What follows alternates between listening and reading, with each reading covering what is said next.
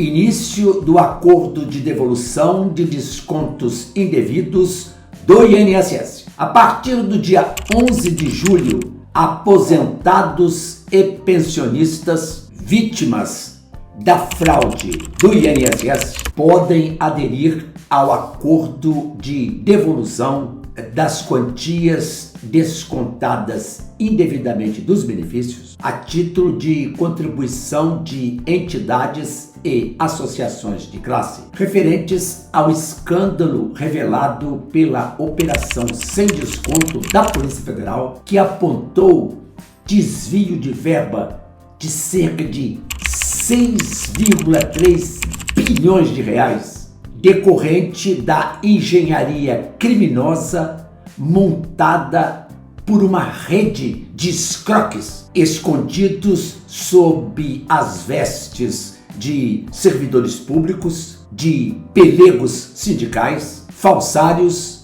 instituições financeiras e atravessadores digitais. Foram alvos idosos de baixa renda, doentes e aposentados, todos maltratados pela crueldade institucional da Previdência, que já os condena à condição de cidadãos de segunda classe, exatamente por dependerem de proventos escorchantes e miseráveis, e que, mesmo com esse quadro ostensivo de penúria, foram espoliados sem dó por essa gentalha de segunda classe escondida atrás de contratos digitais falsos e que encontra no próprio sistema público a proteção para manter por anos a fio o repetido e silencioso esquema corrupto. Pois bem, com a intenção de melhorar a desgastadíssima imagem do governo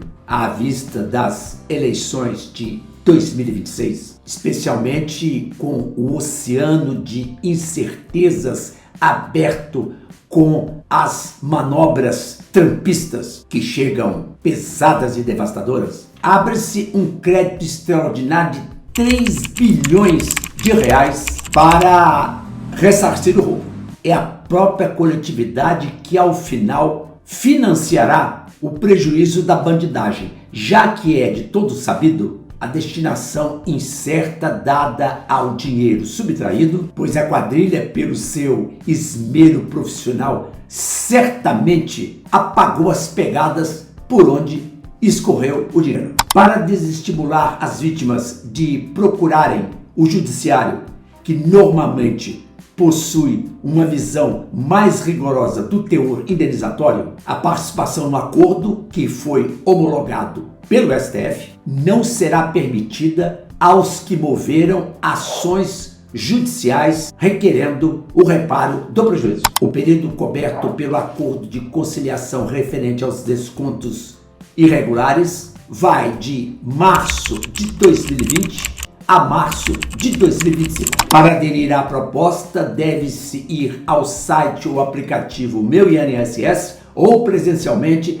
nas agências dos Correios. Como disse, esta opção impede o segurado de ir à justiça pedir dano moral ou dano material em dobro pela aplicação do artigo 42 do Código de Defesa do Consumidor. Portanto, a recepção mais rápida do valor subtraído foi ardilosamente utilizada pelo governo para evitar proliferação de demandas em juízo. Assim que já tiver ação aberta na justiça e optar pelo acordo, automaticamente abre mão da via judicial. Nessa situação, o INSS vai garantir também 5% do valor dos honorários advocatícios fixados para a causa. Para ter ideia dos descontos efetuados no período de março de 2020 a março de 2025, a pessoa tem de pesquisar os extratos de pagamento no Meu INSS para ver,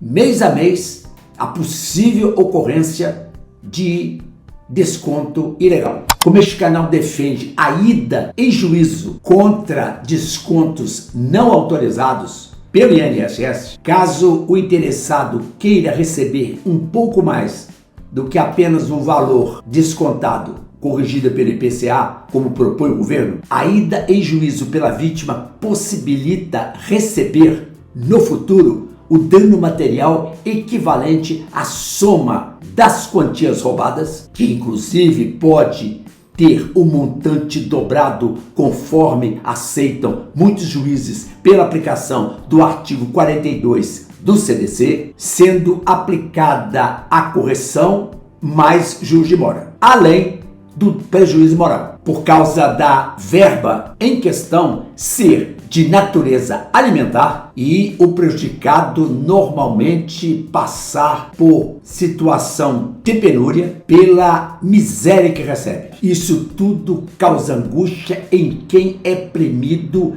por circunstâncias dificílimas, dada a limitação material, o que viola o princípio da dignidade humana que se encontra na cabeça da Constituição. Portanto, você, aposentado e pensionista, que tenha sido vítima da fraude do INSS, deve pensar com calma, pensar bem aquilo que é melhor para você no momento. Ou seja, se aceita a proposta do governo recebendo menos, de acordo com a escala de pagamentos em lotes a ser iniciada no próximo 24 de julho, ou se opta pelo litígio em juízo, devendo, no caso, serem procurados os juizados especiais federais, caso o valor discutido seja abaixo de 60 salários mínimos. Neste caso, existe a chance de receber, ao final, uma quantia mais substanciosa, tendo em conta o possível acolhimento pela justiça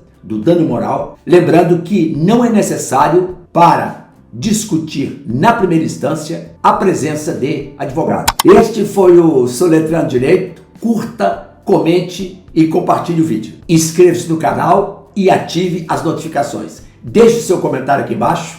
Grato pela atenção. Tchau!